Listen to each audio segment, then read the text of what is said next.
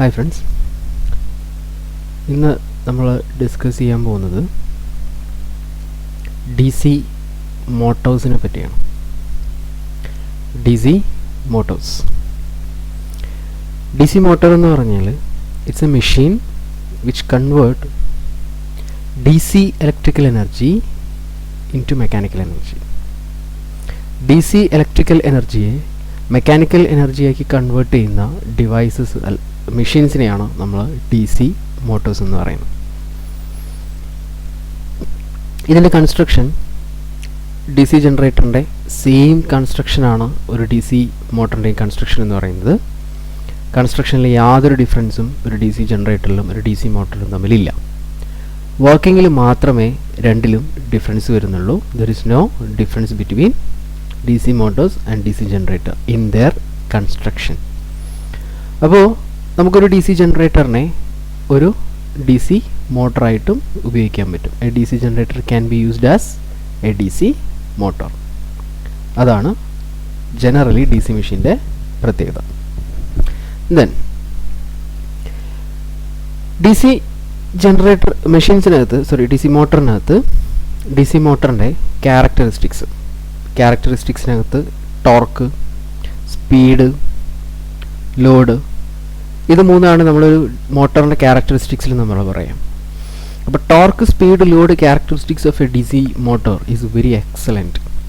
അതുകൊണ്ട് തന്നെ ഈ D C motors precision machines ആയിട്ടും വയർ ഡ്രോയിങ് ഇൻഡസ്ട്രീസിലും ട്രാക്ഷൻ പർപ്പസിനും അങ്ങനെ ഒരു വൈഡ് അപ്ലിക്കേഷൻ ഉള്ള ഒരു ടൈപ്പ് ഓഫ് മെഷീനാണ് നമുക്ക് ഡി സി മോട്ടോർ എന്ന് പറയുന്നത്. ബിക്കോസ് ദ എക്സലൻറ്റ് ക്യാരക്ടറിസ്റ്റിക്സ്, നല്ല ഒരു ബെസ്റ്റ് ക്യാരക്ടറിസ്റ്റിക്സ് ആണ് ഇതിൻ്റെ പ്രത്യേകത. അതാണ് ഡി സി മോട്ടറിൻ്റെ പ്രധാനപ്പെട്ടൊരു പ്രത്യേകത എന്ന് പറയുന്നത്. ഇനി നമുക്ക് ഒരു ഡി സി മോട്ടറുണ്ട്. ഡി സി മോട്ടറിന് ജനറേറ്റർ ഉണ്ട്. ആ ജനറേറ്റർ നമുക്ക് ഡി സി മോട്ടറാക്കി മാറ്റാമെന്ന് നമ്മൾ പറഞ്ഞു. ഇനി നമ്മൾ പറയാൻ പോകുന്നത് ഡി സി മോട്ടോഴ്സിൻ്റെ കൺസ്ട്രക്ഷനാണ്. Construction of D C motors. D C മോട്ടോഴ്സിൻ്റെ കൺസ്ട്രക്ഷൻ നമ്മൾ പറയുമ്പോൾ ഡി സി ജനറേറ്ററിൻ്റെ സെയിം കൺസ്ട്രക്ഷനാണ് ഡി സി മോട്ടറിൻ്റെ കൺസ്ട്രക്ഷൻ ഉള്ളത്. കൺസ്ട്രക്ഷനിൽ yoke, armature core, armature winding, pole core, pole shoes, ഇങ്ങനെ പല സാധനങ്ങളും നമ്മൾ ഡി സി ജനറേറ്ററിൻ്റെ കൺസ്ട്രക്ഷനിൽ നമ്മൾ പറഞ്ഞിരുന്നു. അതേ കൺസ്ട്രക്ഷൻ സാധനം തന്നെയാണ് ഡി സി മോട്ടറിലും പറയാനുള്ളത്. അഡീഷണൽ ആയിട്ട് ഡി സി ജനറേറ്റ് മോട്ടറിനകത്ത് യാതൊരു ഡിഫറൻസും അതിൻ്റെ കൺസ്ട്രക്ഷൻ ഇല്ല. കൺസ്ട്രക്ഷൻ നമുക്ക് തൽക്കാലം ഒഴിവാക്കാൻ പറ്റുന്ന ഒരു ഏരിയ ആണ്. നമുക്കിനി പറയാനുള്ളത് ഡി സി മോട്ടോറിൻ്റെ പ്രിൻസിപ്പിളാണ്. Principle of operation. ഇതെങ്ങനെ വർക്ക് ചെയ്യുന്നു എന്നുള്ളത്. പ്രിൻസിപ്പിൾ ഓഫ് ഓപ്പറേഷനാണ് ഈ പറയാനുള്ളത്. പ്രിൻസിപ്പിൾ ഓഫ് ഓപ്പറേഷൻ എന്ന് പറയുന്നത് whenever a current carrying conductor kept in a uniform magnetic field, force will be set upon the conductor. ഒരു കറണ്ട് ക്യാരിങ് കണ്ടക്ടറിനെ നമ്മളൊരു മാഗ്നറ്റിക് ഫീൽഡിൽ വെച്ച് കഴിഞ്ഞാൽ അതിനകത്തൊരു ഫോഴ്സ് ഡെവലപ്പ് ചെയ്യും. ആ ഫോഴ്സാണ് നമ്മൾ ഡി സി മോട്ടറിൻ്റെ ആർമേച്ചറിനെ റൊട്ടേറ്റ് ചെയ്തിട്ട് നമുക്കൊരു മോഷൻ പ്രൊവൈഡ് ചെയ്യുന്നത്. അതെങ്ങനെയാണെന്ന് നോക്കാം.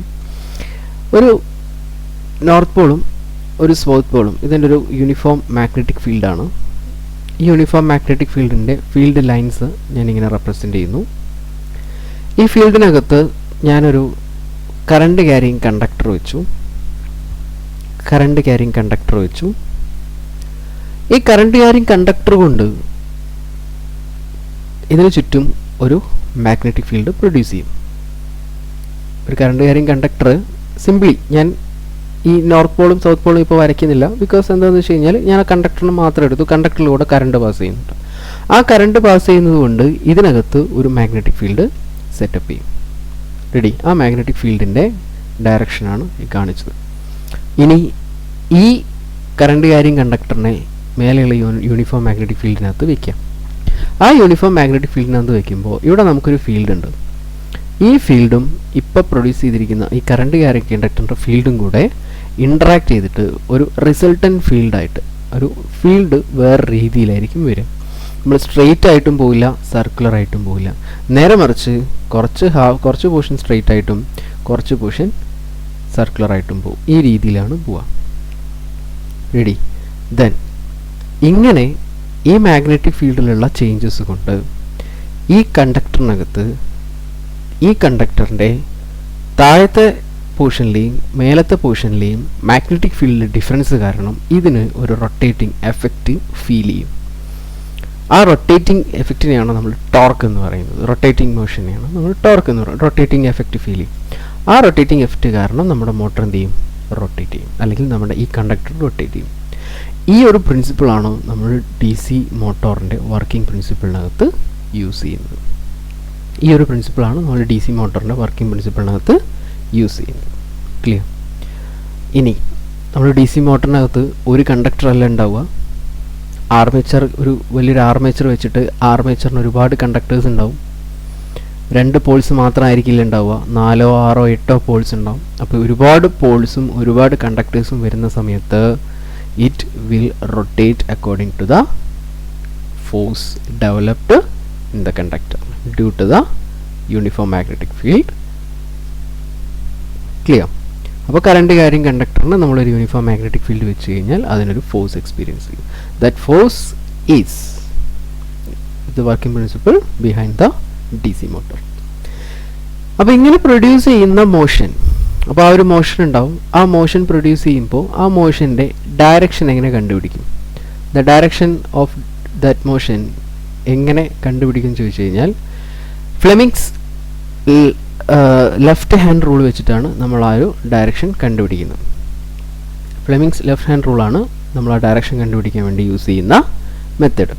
അപ്പോൾ എന്താണ് ഫ്ലെമിങ്സ് ലെഫ്റ്റ് ഹാൻഡ് റൂൾ എന്ന് നോക്കാം.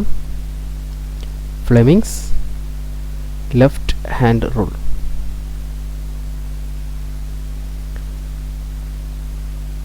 നമ്മൾ ഒരു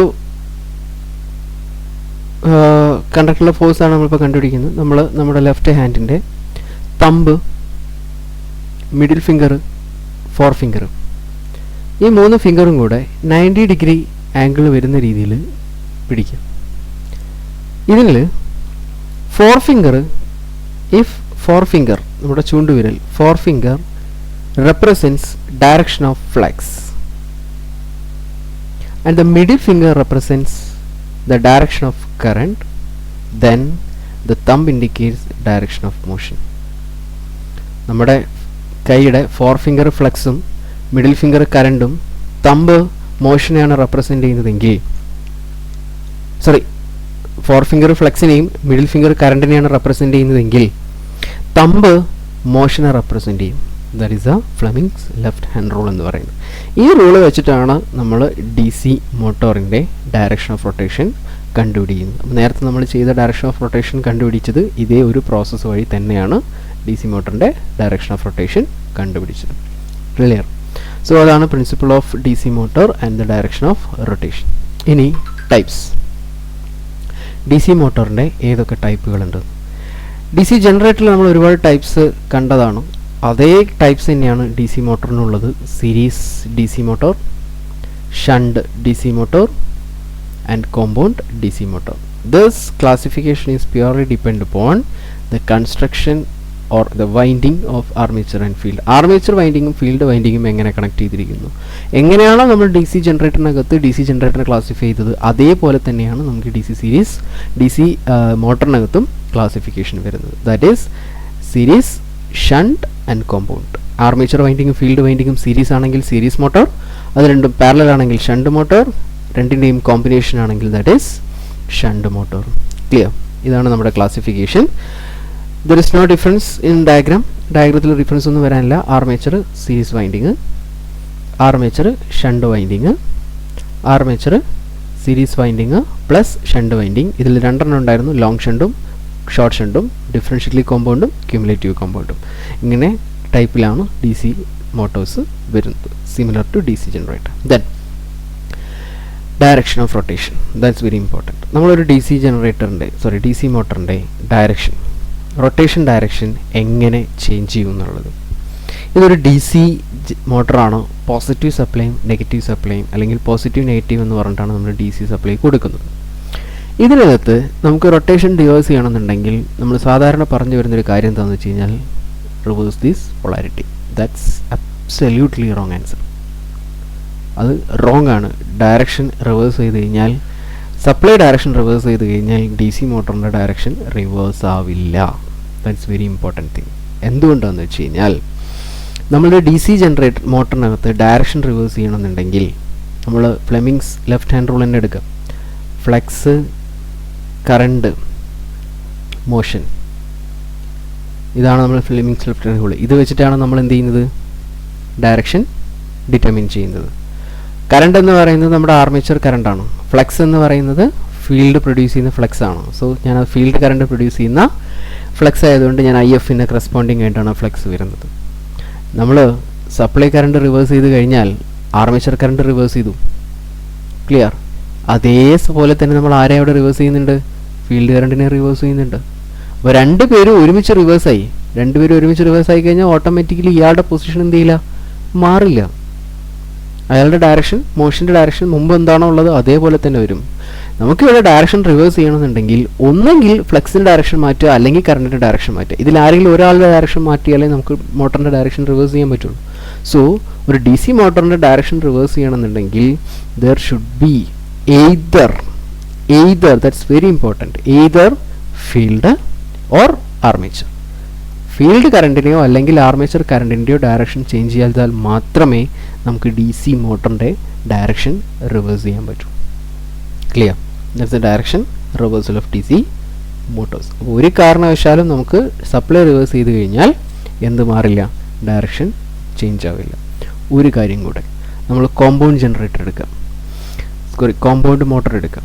കോമ്പൗണ്ട് മോട്ടറിൽ നമുക്ക് ഒരു ഷണ്ട് ഫീൽഡ് വൈൻഡിങ് ഉണ്ട്, ഒരു സീരീസ് ഫീൽഡ് വൈൻഡിങ് ഉണ്ട്. ഞാനിതിനകത്ത് ഫീൽഡ് വൈൻഡിങ്ങിൻ്റെ കറണ്ട് റിവേഴ്സ് ചെയ്തു എന്ന് വിചാരിക്കാം. ഫീൽഡ് വൈൻഡിങ്ങിൻ്റെ കറണ്ട് റിവേഴ്സ് ചെയ്ത് കഴിഞ്ഞാൽ കോമ്പൗണ്ട് മോട്ടറിനകത്ത് ഒരു പ്രശ്നം സംഭവിക്കാനുണ്ട്. എന്താണെന്ന് ചോദിച്ചു കഴിഞ്ഞാൽ നമുക്ക് കോമ്പൗണ്ട് ജനറേറ്ററിനകത്ത് രണ്ട് വൈൻഡിങ് ഉണ്ട്, സീരീസും ഷണ്ടും. ഈ സീരീസും ഷണ്ടും നമുക്ക് രണ്ട് രീതി കണക്ട് ചെയ്യാം, ക്യുമുലേറ്റീവും ഡിഫറൻഷ്യലായിട്ടും രണ്ട് രീതിയിൽ നമുക്ക് സീരീസ് വൈൻഡിങ് പാരലൽ വൈൻഡിങ്ങിനെയും കണക്ട് ചെയ്യാൻ പറ്റും. നമ്മൾ ഫീൽഡ് വൈൻഡിങ്ങിൻ്റെ കറണ്ട് റിവേഴ്സ് ചെയ്ത് കഴിഞ്ഞാൽ ഇവിടെ ആക്ച്വലി എന്താ സംഭവിക്കുക എന്ന് വെച്ച് കഴിഞ്ഞാൽ ക്യുമുലേറ്റീവ് മോട്ടർ ഡിഫറൻഷ്യൽ മോട്ടറായിട്ടും ഡിഫറൻഷ്യൽ മോട്ടർ ക്യുമുലേറ്റീവ് മോട്ടറായിട്ടും ഇൻ്റർചേഞ്ച് ചെയ്യും. അതങ്ങനെ സംഭവിക്കാതിരിക്കണം എന്നുണ്ടെങ്കിൽ നമ്മൾ ഷണ്ട് ഫീൽഡ് വൈൻഡിങ്ങിൻ്റെയും സീരീസ് ഫീൽഡ് വൈൻഡിങ്ങിൻ്റെയും ഡയറക്ഷൻ ഒരേ സമയം മാറ്റണം. That's very important in case of compound motor. അപ്പോൾ കോമ്പൗണ്ട് മോട്ടറിനകത്ത് ഫീൽഡ് കറണ്ട് റിവേഴ്സ് ചെയ്തിട്ട് നമുക്ക് ഡയറക്ഷൻ റിവേഴ്സ് ചെയ്യുക എന്ന് പറയുന്നത് പോസിബിൾ ആണ്. പക്ഷേ നമ്മൾ അവിടെ ശ്രദ്ധിക്കേണ്ട ഒരു കാര്യമുണ്ട്, നമുക്ക് രണ്ട് വൈൻഡിങ് ഉണ്ട് ഫീൽഡിന്, ഷണ്ട് വൈൻഡിങ് ഉണ്ട്, സീരീസ് വൈൻഡിങ് ഉണ്ട്. ഷണ്ട് വൈൻഡിങ്ങിൻ്റെയും സീരീസ് വൈൻഡിങ്ങിൻ്റെയും ഡയറക്ഷൻ റിവേഴ്സ് ചെയ്താൽ മാത്രമേ മോട്ടറിൻ്റെ ഡയറക്ഷൻ റിവേഴ്സ് ആവുള്ളൂ. ഇല്ല എങ്കിൽ അവിടെ യൂസ് ചെയ്യാൻ പറ്റുന്ന ഏറ്റവും എളുപ്പമുള്ള വഴി എന്താണെന്ന് വെച്ച് കഴിഞ്ഞാൽ ആർമേച്ചർ വൈൻഡിങ്ങിൻ്റെ ഡയറക്ഷൻ റിവേഴ്സ് ചെയ്യും. സോ ഒരു കോമ്പൗണ്ട് ജനറേറ്ററിനകത്ത് നമുക്ക് എങ്ങനെ ഡയറക്ഷൻ റിവേഴ്സ് ചെയ്യാമെന്ന് ചോദിച്ചു കഴിഞ്ഞാൽ the best method is armature വൈൻഡിങ്ങിൻ്റെ സപ്ലൈ റിവേഴ്സ് ചെയ്യുക, ആർമേച്ചർ കറണ്ട് റിവേഴ്സ് ചെയ്യുക. അവിടെ ഫീൽഡ് കറണ്ട് റിവേഴ്സ് ചെയ്യുക എന്ന് പറഞ്ഞു കഴിഞ്ഞാൽ അത് 100% കറക്റ്റ് ആവില്ല. അവിടെ ഷണ്ട് ഫീൽഡ് വൈൻഡിങ്ങിൻ്റെയും സീരീസ് ഫീൽഡ് വൈൻഡിങ്ങിൻ്റെയും രണ്ടിൻ്റെയും ഡയറക്ഷൻ റിവേഴ്സ് ചെയ്യുക എന്ന് പറഞ്ഞാൽ മാത്രമേ എന്താവുള്ളൂ, ഡയറക്ഷൻ റിവേഴ്സ് ആവുള്ളൂ. Clear? So that's the direction reversal of D C motor. Then ഇനി നമ്മൾ വർക്കിങ്ങിലേക്ക് തിരിച്ചു വരുന്നു. നമ്മുടെ ഡി സി മോട്ടർ ആർമേച്ചർ ഫീൽഡിനകത്ത് നിന്ന് റൊട്ടേറ്റ് ചെയ്യുന്നു. ഇതിനകത്തൊരു കറണ്ട് പാസ് ചെയ്യുന്നുണ്ട്. കറണ്ട് പാസ് ചെയ്യുന്ന ആർമേച്ചർ ഫീൽഡിനകത്ത് റൊട്ടേറ്റ് ചെയ്യുന്നു. ആർമേച്ചർ കറണ്ട് പാസ് ചെയ്യുന്നു, യൂണിഫോം ഫീൽഡിൽ വയ്ക്കുന്നു, റൊട്ടേറ്റ് ചെയ്യുന്നു, മോട്ടർ വർക്ക് ചെയ്യുന്നു. അതാണ് നമ്മുടെ വർക്കിംഗ് പ്രിൻസിപ്പിൾ എന്ന് പറഞ്ഞു. ഇനി നമ്മളിതിൻ്റെ ആർമേച്ചർ കോറിലേക്ക് ഇരിക്കുക. ആർമേച്ചർ കോർ എന്ന് പറയുന്ന ഈ ഒരു പോർഷൻ എടുക്കുക. ആർമേച്ചർ കോർ നമ്മൾ ജനറേറ്ററിൻ്റെ കൺസ്ട്രക്ഷനിൽ കണ്ടതാണ്. It's A cylindrical part. ഇതൊരു സിലിണ്ട്രിക്കൽ ആയിട്ടുള്ള സബ്സ്റ്റൻസ് ആണ്. ഈ സിലിണ്ട്രിക്കൽ ആയിട്ടുള്ള ഈ ഒരു സബ്സ്റ്റൻസ് നമ്മുടെ മാഗ്നറ്റിക് ഫീൽഡിനകത്ത് സ്റ്റീൽ കൊണ്ടാണ് നമ്മൾ നോർമലി ഉണ്ടാക്കുക. മെറ്റീരിയൽ നമ്മൾ അവിടെ നിന്ന് കണ്ടതാണ്. നമ്മുടെ മാഗ്നറ്റിക് ഫീൽഡിൽ വെക്കുന്ന സമയത്ത് ഈ മാഗ്നറ്റിക് ഫീൽഡിനകത്ത് വൈൻഡിങ് ഇല്ലാതെ കോർ മാത്രം എടുത്തു കഴിഞ്ഞാൽ ഈ കോറും മാഗ്നറ്റിക് ഫീൽഡിനകത്ത് റൊട്ടേറ്റ് ചെയ്തുകൊണ്ടിരിക്കുന്നുണ്ട്. ഈ കോർ മാഗ്നറ്റിക് ഫീൽഡിനകത്ത് റൊട്ടേറ്റ് ചെയ്യുന്ന സമയത്ത് ഈ കോറിൽ ഒരു കറണ്ട്, ഒരു EMF പ്രൊഡ്യൂസ് ചെയ്യും. ഇതിനകത്ത് ഒരു EMF പ്രൊഡ്യൂസ് ചെയ്യും. ഈ പ്രൊഡ്യൂസ് ചെയ്യുന്ന EMF നമ്മുടെ ആർമേച്ചർ കറണ്ടിന് ഓപ്പോസിറ്റ് ആയിരിക്കും. കാരണം എന്താണെന്ന് വെച്ച് കഴിഞ്ഞാൽ അത് പ്രൊഡ്യൂസ് ചെയ്യാനുള്ള കാരണമാണ് ഇയാൾ. സോ ലെൻസ് ലോ പ്രകാരം ഓപ്പോസിറ്റ് വരണം. ഈ പ്രൊഡ്യൂസ് ചെയ്യുന്ന ഇ എം എഫ് ആർമേച്ചർ കറണ്ടിന് ഓപ്പോസിറ്റ് ആയിരിക്കും. ഈ ഇ എം എഫിനെ വിളിക്കുന്ന പേരാണ് back E M F.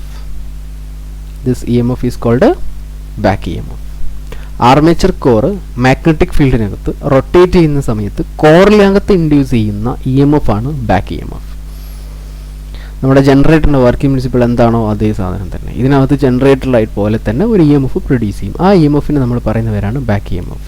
This value is equal to the generated E M F 5ZnP/60A. This is equal to 5ZnP/60A. ഇനി നമ്മളൊരു ഡി സി ജനറേറ്റർ എടുക്കുക, ഡി സി മോട്ടറിന് എടുക്കുക. ഡി സി മോട്ടർ എടുത്തു കഴിഞ്ഞാൽ സീരീസ് മോട്ടർ എടുത്തു. This is supply voltage V. This is back E M F ഇവിടെ produce ചെയ്യുന്നുണ്ട്. ആർമേച്ചർ ഡ്രോപ്പ് IA RA ആണെന്ന് വിചാരിക്കുക. The output voltage V is equal to input voltage D C മോട്ടറാണ് നമ്മൾ പറയുന്നത്. Input voltage V is equal to EB plus IAR. ഇതായിരിക്കും നമ്മുടെ ഒരു മോട്ടോറിൻ്റെ വോൾട്ടേജ് ഇക്വേഷൻ എന്ന് പറയുന്നത്. ഇവിടെ EBക്ക് നമ്മളൊരു വാല്യൂ കണ്ടുപിടിച്ചിട്ടുണ്ട് 5ZnP/60. അപ്പോൾ 5ZnP/60 ഈസ് ഈക്വൽ ടു എനിക്ക് എന്താ എഴുതാം? V മൈനസ് IAR എന്ന് എഴുതാം. ഇതിനകത്തുനിന്ന് N is equal to V minus IARA into N is equal to V by NARA into 60A divided by 5ZP. ഇതാണ് നമ്മൾ ഡി സി മോട്ടോറിൻ്റെ സ്പീഡിൻ്റെ റിലേഷൻ. ഇനി ഈക്വേഷനിലേക്ക് നിങ്ങൾ നോക്കുക. ഇതിനകത്ത് V മൈനസ് IARA എന്ന് പറയുന്നത് നമ്മുടെ ബാക്ക് ഇ എം എഫ് ആണ്. N is proportional to back E M F, directly proportional to back E M F. This purely depend upon the value of magnetic field or value of current. Then 60 is a constant value. A, number of parallel paths, constant value, depends upon the winding. Phi, flux by phi. Z, number of conductors, it's a constant value. P, number of poles, it's a constant value. So the speed of DC motor is proportional to EB by phi. അതിനർത്ഥം എന്താണെന്ന് വെച്ച് കഴിഞ്ഞാൽ നമ്മൾ D C മോട്ടറിൻ്റെ speed back E M എഫിന് directly proportional ആണ്. Back E M F കൂടുതലാണെങ്കിൽ speed അതിനനുസരിച്ച് പ്രൊപ്പോർഷണാലിറ്റി കാണിക്കും.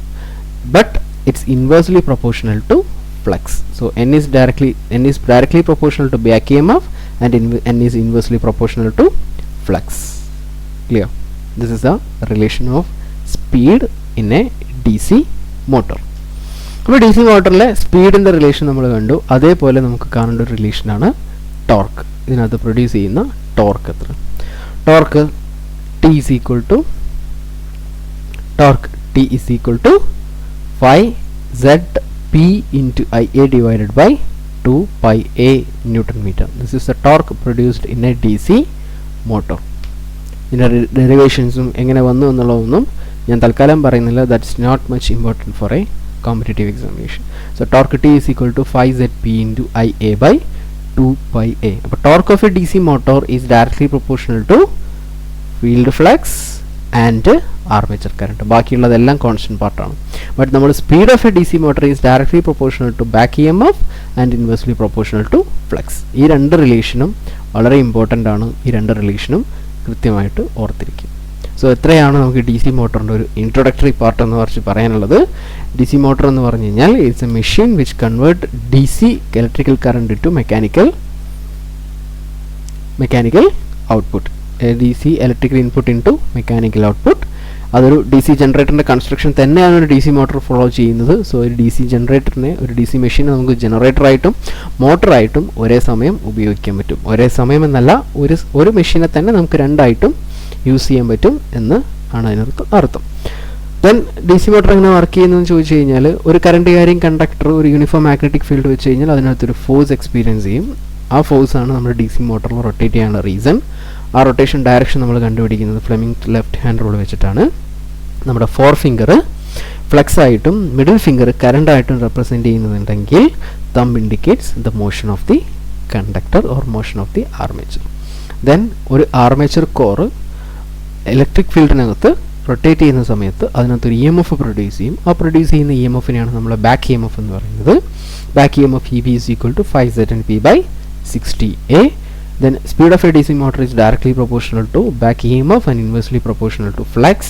Similarly, torque of a DC motor is directly proportional to field flux and armature current. അപ്പോൾ ഇത്രയാണ് ഡി സി മോട്ടറിൻ്റെ ഒരു basic introduction. ഓർത്തിരിക്കുക. That's all for today. Thank you.